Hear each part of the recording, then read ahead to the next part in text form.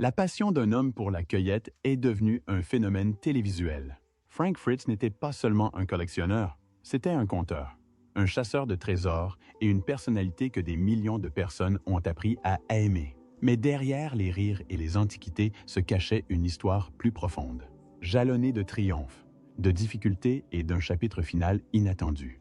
Rejoignez-nous pour une discussion sur ce qu'ils ont découvert dans la succession de Frank Fritz. Une découverte qui vous laissera sans voix. Collectionneur depuis toujours, la nouvelle bouleversante de la mort de Frank Fritz a laissé fans et collectionneurs sous le choc. Son parcours, d'un enfant de petite ville passionné de collection à une personnalité de la télévision célèbre, fut jalonné de passion, de détermination et de rebondissements inattendus. Mais pour vraiment comprendre son histoire, il faut remonter aux origines, à son enfance. Frank Fritz est né le 11 octobre 1963 à Davenport, dans l'Iowa. Dès son plus jeune âge, il était fasciné par les objets qui racontaient une telle histoire, alors que la plupart des enfants étaient occupés avec leurs jouets ou le sport. Frank était déjà à la recherche de trésors cachés. Il collectionnait à peu près tout ce qui lui tombait sous la main. Pièces de monnaie, timbers, canettes de bière et même de vieilles lames de rasoir. Là où d'autres ne voyaient que des bric-à-brac, lui voyait l'histoire. Imaginez-vous, enfant, entrer dans un magasin d'antiquités rempli d'étagères poussiéreuses, de vieilles horloges qui tic-tac et de photos défraîchies qui vous fixent. C'est de ce monde dont Frank est tombé amoureux.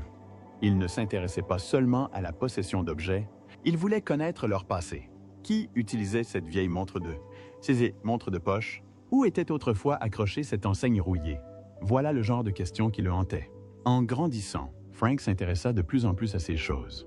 Il est passé des petits objets de collection aux plus grands trésors, motos tout-terrain et souvenirs rares. Il passait des heures aux brocantes et aux vides-greniers, toujours à la recherche de la prochaine trouvaille. Certains auraient pu le prendre pour un simple enfant avec un passe-temps étrange. Mais pour Frank, c'était quelque chose de bien plus vaste. C'était une passion, un mode de vie. Mais le hic, c'est qu'il ne s'est pas lancé directement dans le monde des antiquités. Après le lycée, la vie l'a mené dans une toute autre direction.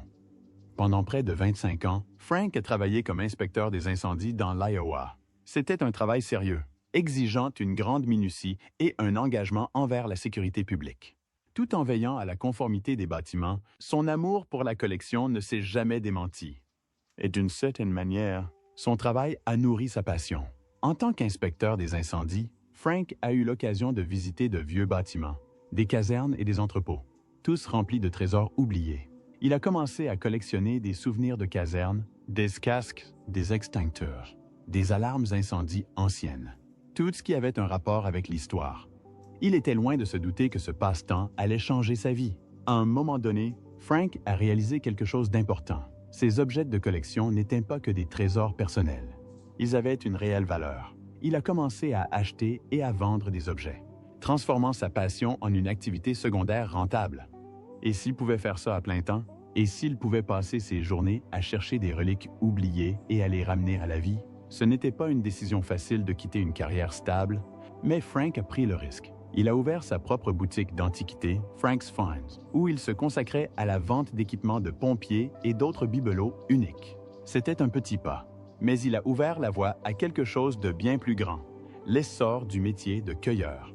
Frank était peut-être devenu la personne la plus célèbre du monde de la cueillette, mais son histoire ne se limitait pas aux antiquités. C'était aussi une histoire de passion, d'amitié et, finalement, d'une douloureuse dispute. C'était l'homme à la barbe hirsute, au sourire malicieux et au don pour dénicher des trésors cachés dans les granges poussiéreuses et les garages oubliés. Son charme, son humour et son expertise en ont fait un chouchou des fans. Mais en coulisses, les choses ne se sont pas toujours déroulées aussi bien qu'il y paraissait. Bien avant qu'American Pickers ne devienne un phénomène de télé-réalité, Frank Fritz n'était qu'un collectionneur passionné. Mais il n'était pas le seul.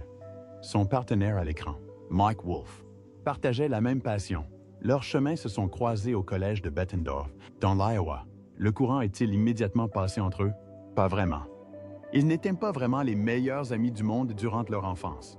Mais au fil du temps, leur passion commune pour la recherche et la collection d'objets rares les a rapprochés. Mike était celui qui nourrissait de grands rêves. Il avait la vision de faire de la cueillette quelque chose de plus grand qu'un simple passe-temps. Il commença à se filmer lors de ses expéditions de cueillette, à enregistrer ses trouvailles et à présenter son idée aux chaînes de télévision. Frank, quant à lui, gérait sa boutique d'antiquités, Frank's Finds, se contentant de vendre ses trouvailles.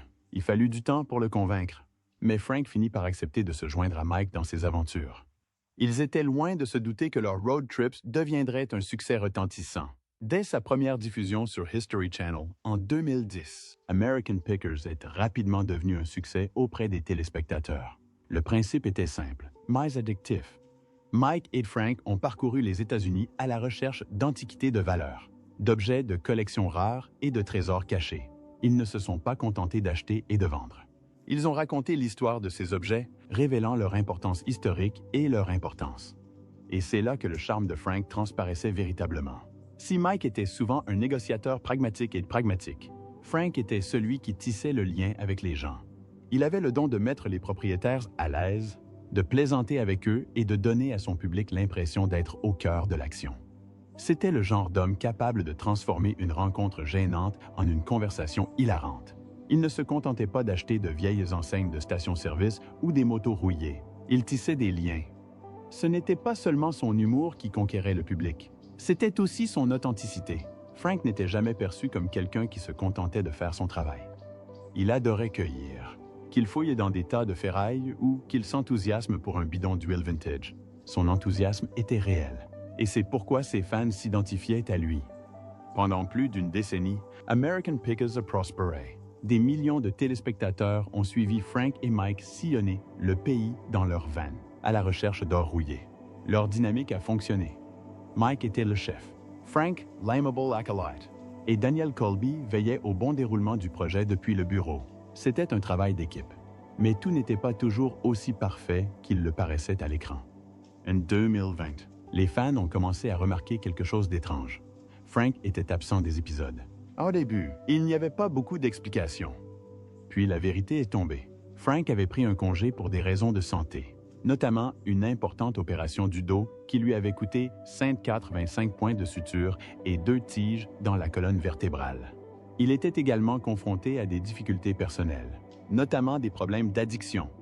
Pendant un temps, on a cru qu'il pourrait revenir dans l'émission, mais cela n'a jamais eu lieu. En 2021, Mike a annoncé que Frank ne faisait officiellement plus partie d'American Pickers. L'annonce n'était pas vraiment chaleureuse et amicale. Les retombées et une amitié brisée. Lorsque Mike Wolfe a évoqué le départ de Frank, il a publié un communiqué disant qu'il lui manquerait et lui souhaitait le meilleur. Mais Frank n'y croyait pas. Dans une interview sans détour, il a qualifié la déclaration de Mike de « bêtise » et a affirmé que, pendant son absence, Mike ne l'avait jamais appelé pour prendre de ses nouvelles. Imaginez, après des décennies de collaboration, que l'un d'eux subisse une opération chirurgicale qui bouleverse sa vie et que l'autre ne décroche même pas le téléphone. Frank n'a pas hésité. Il a clairement fait comprendre que son amitié avec Mike n'avait jamais été aussi forte qu'on le pensait. Ils travaillaient bien ensemble devant de la caméra, mais hors champ, c'était différent. Il a affirmé que Mike voulait le quitter depuis longtemps et que lorsque l'occasion s'est présentée, il l'a saisi. Ce fut une fin triste et amère pour ce que beaucoup croyaient être un partenariat indéfectible. Les fans étaient dévastés. Comment deux hommes qui avaient parcouru le pays ensemble, ri ensemble et construit quelque chose d'extraordinaire ont-ils pu s'effondrer ainsi, malgré la fin des événements? Une chose est restée vraie. Frank Fritz était l'une des raisons du succès d'American Pickers. Il n'était pas une simple star de télé-réalité. Il était authentique, son enthousiasme pour un jouet ancien, ses répliques hilarantes, sa capacité à transformer un choix ennuyeux en une aventure amusante. Voilà ce qui a fait aimer la série. Même après son départ, les fans ont continué à le soutenir. Beaucoup espéraient son retour, ou du moins une réconciliation avec Mike. Malheureusement, cela n'a jamais eu lieu. Frank a peut-être quitté American Pickers, mais sa présence dans le monde de la cueillette restera gravée dans notre mémoire. Il a prouvé que la passion et la personnalité peuvent transformer un simple passe-temps en quelque chose d'extraordinaire. Qu'il s'agisse de découvrir une enseigne rare dans une grange ou de rire devant une vieille moto. Il a apporté quelque chose de spécial à l'émission. Bâtir un empire commercial au-delà de la cueillette. Hormis son passage dans American Pickers, beaucoup de gens ne réalisent pas l'étendue des réalisations de Frank Fritz dans le monde des antiquités. Il n'était pas seulement une star de télé-réalité. C'était un homme d'affaires. un collectionneur et un expert dans son domaine. Sa passion pour la recherche de trésors cachés ne s'est pas arrêtée une fois les caméras éteintes. C'était son mode de vie. Frank comprenait que le monde des antiquités était en pleine mutation. Avec l'essor du commerce en ligne, les collectionneurs ne se limitaient plus aux boutiques physiques. Ils cherchaient des trésors en ligne pour garder une longueur d'avance. Il a étendu son activité aux plateformes numériques, vendant des objets de collection à des acheteurs du monde entier. Sa présence sur les réseaux sociaux et les places de marché en ligne lui a permis de toucher un public bien plus large que jamais. Tous ceux qui ont suivi American Pickers savaient que Frank avait une passion profonde pour les motos. Ce n'était pas un simple intérêt passager, c'était une passion qui le passionnait depuis l'adolescence. L'une de ses toutes premières acquisitions fut une Harley-Davidson de 1964. Une moto qui a probablement fait trembler ses parents, mais qui a donné le ton à sa passion de toujours pour les motos classiques. Au fil des ans, Frank a collectionné des dizaines de motos rares et anciennes, remplissant une grange de ses précieux trésors à 2 roues. Mais il n'a pas gardé son savoir pour lui-même. Il a décidé de le partager avec le monde. En 2013, il a écrit un livre intitulé « Comment choisir des motos vintage », un guide qui accompagne les lecteurs dans la recherche, l'achat et l'entretien de motos classiques. Il a même inclus un chapitre sur les motos jouettes vintage, prouvant que son amour du choix s'étendait jusque dans les moindres détails. Écrire un livre n'est pas une mince affaire, mais Frank possédait l'expertise et l'expérience pratique pour le prouver. Son livre est devenu une ressource précieuse pour les collectionneurs et les passionnés, leur offrant un aperçu du monde de la recherche de motos grâce à quelqu'un qui pratique ce domaine depuis des décennies. Frank ne s'est pas seulement fait un nom dans le monde des antiquités, il a également veillé à contribuer au secteur qui a façonné sa vie.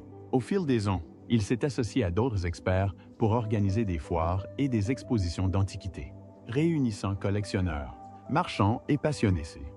Il aimait partager sa passion, que ce soit lors d'événements en direct, d'interviews ou même en coécrivant l'ouvrage American Pickers Guide to Picking, qui offrait aux lecteurs un aperçu de l'émission et de l'art de la cueillette. Ce qui distinguait Frank, ce n'était pas seulement ses connaissances, mais aussi sa capacité à rendre les antiquités passionnantes.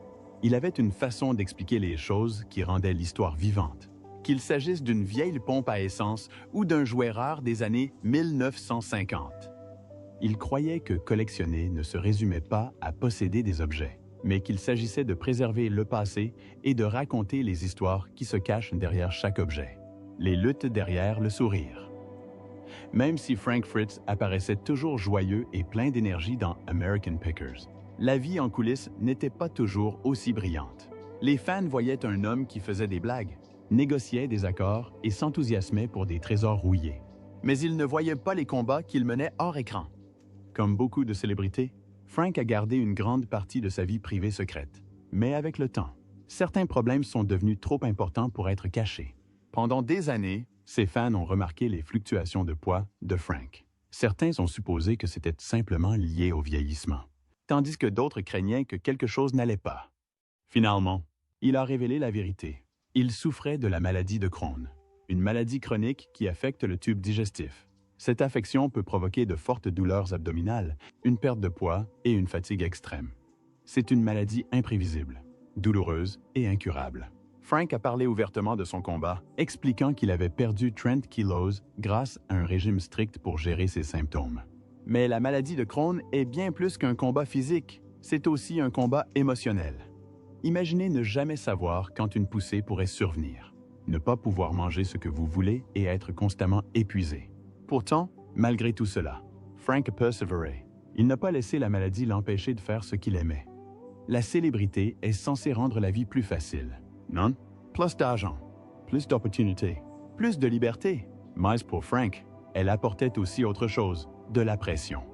Avec la popularité croissante des collectionneurs américains, la vie de Frank a basculé. Soudain, il n'était plus seulement un passionné d'antiquités, mais une célébrité. Partout où il allait, les gens le reconnaissaient, observaient ses moindres faits et gestes et s'attendaient à ce qu'il soit le collectionneur drôle et charismatique qu'ils voyaient à la télévision. Mais derrière ce sourire, Frank luttait contre l'anxiété. Dans un rare moment de vulnérabilité, il a admis que la célébrité n'était pas toujours facile. Cette attention constante le rendait anxieux et, comme beaucoup de personnes aux prises avec l'anxiété, il s'est tourné vers les médicaments pour obtenir de l'aide. Frank s'est vu prescrire du Xanax, un médicament couramment utilisé pour traiter l'anxiété et les troubles paniques. Mais en 2017, son nom a fait la une des journaux pour de mauvaises raisons. Un soir, Frank a commis une erreur qui allait le suivre pendant des années. En juillet 2017, il a été arrêté sur une autoroute de l'Iowa après avoir conduit à contresens. Il a avoué avoir bu et pris du Xanax avant de prendre le volant. C'était sa première infraction, mais les conséquences ont été graves. Il a été accusé de conduite en état d'ivresse, condamné à une amende et contraint de suivre des cours de prévention. Comme si ses problèmes de santé et ses démêlés avec la justice ne suffisaient pas. Sa vie personnelle s'effondrait. En 2017, il s'est fiancé à Diane Bankson, la femme avec laquelle il pensait passer le reste de sa vie. Il leur acheta une maison, une bague de luxe et rêva d'un avenir commun. Mais tout s'écroula lorsque Diane accusa Frank de tromperie. Elle prétendit l'avoir surpris avec une autre femme dans leur ferme, ce qui provoqua une rupture amère et très médiatisée. Mais Frank a raconté une histoire bien différente. Il a affirmé que c'était Diane qui lui avait été infidèle, fréquentant quelqu'un dans son dos pendant plus de 2 ans. Cette trahison l'a profondément affecté, et il s'est même fait tatouer « Tricheur un jour, tricheur toujours », en souvenir douloureux de ce qu'il avait vécu. Le drame ne s'arrêta pas là. Diane porte plainte contre Frank, l'accusant de négligence. Mais l'affaire fut finalement classée. Cette situation laissa Frank brisé et seul. Ses fiançailles étaient rompues. Son nom était traîné dans la boue et sa vie privée faisait la une des journaux. Après la rupture, la consommation d'alcool de Frank s'est aggravée. Et il a admis que l'alcool était devenu un problème et que cela affectait non seulement sa carrière, mais aussi sa santé. Sa mère était alcoolique et il avait pu constater les effets de cette maladie. Son grand-père souffrait également d'alcoolisme et tous deux en sont morts. Frank savait qu'il s'engageait sur une voie dangereuse. Alors il a pris une décision qui a changé sa vie. Desintoxication. Il s'est inscrit à un programme de traitement de 77 jours dans l'Iowa, déterminé à changer de vie. Il a admis plus tard qu'il n'aimait même plus boire. Il voulait simplement briser ce cycle et retrouver la santé. En juillet 2022, Frank a été victime d'un grave accident vasculaire cérébral à son domicile de Davenport, dans l'Iowa. Il a été retrouvé inconscient et transporté d'urgence à l'hôpital. Pendant des semaines, les fans ont retenu leur souffle, espérant qu'il s'en sortirait. Après près d'1 mois d'hospitalisation, les médecins l'ont transféré dans un centre de rééducation, où il a entamé un lent et douloureux processus de guérison. Mais ce n'était pas un simple contretemps médical. Un AVC peut tout changer en un instant. Il peut vous priver de la capacité de marcher, de parler et même de penser clairement. Et pour Frank, qui avait déjà mené toute une vie de combat, de la maladie de Crohn à la toxicomanie, c'était une nouvelle montagne à gravir. L'AVC l'a rendu incapable de prendre soin de lui-même. Un tribunal a dû nommer un tuteur pour superviser sa vie quotidienne, tandis qu'une banque prenait en charge ses finances. Soudain, l'homme qui sillonnait autrefois les routes secondaires de l'Amérique, négociant des accords avec une étincelle, peinait à accomplir les tâches les plus élémentaires. Ses frais médicaux ont grimpé en flèche, certains estimant que ses soins lui coûtaient 29,0 $ par mois. Une somme faramineuse qui mettait en évidence l'ampleur des souffrances que sa maladie lui avait infligées. Et comme nous l'avons déjà mentionné, la relation de Frank avec Mike Wolfe, ce co-star d'American Pickers, avait été tendue pendant des années. Mais l'AVC a tout changé. Soudain, toutes les vieilles rancunes n'avaient plus d'importance. Mike a tendu la main. Il a rendu visite à Frank pendant sa convalescence, prenant des nouvelles de son vieil ami. Il ne voyait pas Frank uniquement comme le partenaire avec lequel il avait travaillé. Il le voyait comme la personne qui l'avait accompagné pendant des décennies. Contre vent et marée, Mike a admis plus tard qu'ils s'étaient parlé à plusieurs reprises avant la mort de Frank. Ils avaient dû partager des souvenirs et évoquer le passé. Il n'y avait plus de colère, plus de ressentiment, juste 2 vieux amis qui se retrouvaient. En septembre 2024, la santé de Frank s'était dégradée. Son corps, déjà affaibli par des années de maladie et de lutte, ne pouvait plus se défendre. La fin était proche. Lorsqu'on apprit à Frank qu'il ne lui restait plus beaucoup de temps, Mike laissa tout tomber et se précipita à ses côtés. Il n'était pas seul. La mère de Frank et un ami proche de la famille étaient également présents. C'était un moment calme et intime. Mike a révélé plus tard qu'il tenait la main de Frank au moment de son dernier souffle. Il lui a murmuré qu'il l'aimait, qu'il lui pardonnait, que tout allait bien. Et dans ces derniers instants, il a dit à Frank « Va retrouver ta mère ». Et puis, Frank est parti. Selon son certificat de décès, la cause officielle du décès était les séquelles tardives d'un infarctus cérébral. ce qui signifie que les complications de son AVC l'ont emporté. Il souffrait également d'une sténose aortique, une maladie qui restreint la circulation sanguine, rendant les fonctions les plus simples, comme marcher, respirer et même se tenir debout, épuisantes. Son corps s'est battu pendant si longtemps. Finalement, il n'a plus pu tenir. L'héritage moto de Frank Fritz. C'est donc ici que Tucker Carlson entre en scène.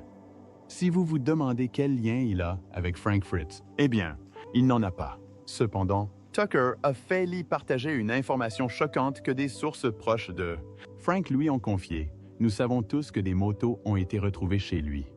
Mais si l'on en croit les sources, c'est ce qui leur arrive aujourd'hui qui vous laissera sans voix. S'il y avait une chose que Frank Fritz aimait autant que les antiquités, c'était les motos. Dès son plus jeune âge, il était fasciné par la puissance, le design et l'histoire des motos classiques. Mais personne n'avait réalisé l'ampleur de sa collection avant sa disparition. Amis et collectionneurs avaient depuis longtemps entendu parler de son trésor de motos grandissant. Mais lorsqu'ils ont enfin ouvert les portes de son garage privé, ce qu'ils ont découvert dans la succession de Frank Fritz vous a laissé sans voix, rangée après rangée de motos anciennes. Certaines couvertes de poussière, d'autres encore étincelantes comme si elles venaient d'être polies. On y trouvait des motos Indian Rares, des Harley Classic, des Choppers Old School et tout ce qui se trouvait entre les deux. Certaines étaient entièrement restaurées, d'autres en pièces détachées, attendant la touche finale. C'était un paradis caché pour les passionnés de moto, reflet de la passion et du dévouement de Frank pour son métier. Pour les fans et les collectionneurs, l'idée de voir les précieuses motos de Frank mises en vente est impensable. Ce n'étaient pas de simples machines. Elles faisaient partie de lui. C'étaient les motos qu'il avait cherchées à travers le pays. Celles qu'il avait passé des années à restaurer. Celles qui représentaient sa plus grande passion, au-delà de la simple cueillette. Pourtant, si l'on en croit les sources, une vente aux enchères est déjà en préparation. Le plan? Vendre toute sa collection, chaque Villa, chaque panneau vintage, chaque pièce d'histoire soigneusement préservée. Mais c'est là que le plus gros rebondissement survient. Selon les proches de Frank, les bénéfices ne seront pas versés à une succession privée ou à un fonds d'entreprise. Ils seront plutôt reversés à une œuvre caritative.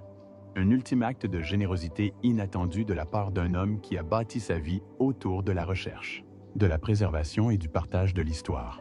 Tucker Carlson, visiblement choqué, a déclaré « C'est choquant ». Cet homme était là, tout simplement. Et maintenant, son héritage se répand à travers le monde, morceau par morceau, comme un dernier chapitre qu'il n'a jamais pu écrire lui-même. Si vous pouviez posséder une moto vintage de sa collection, laquelle choisiriez-vous et pourquoi? Dites-le nous dans les commentaires et abonnez-vous à notre chaîne pour en savoir plus.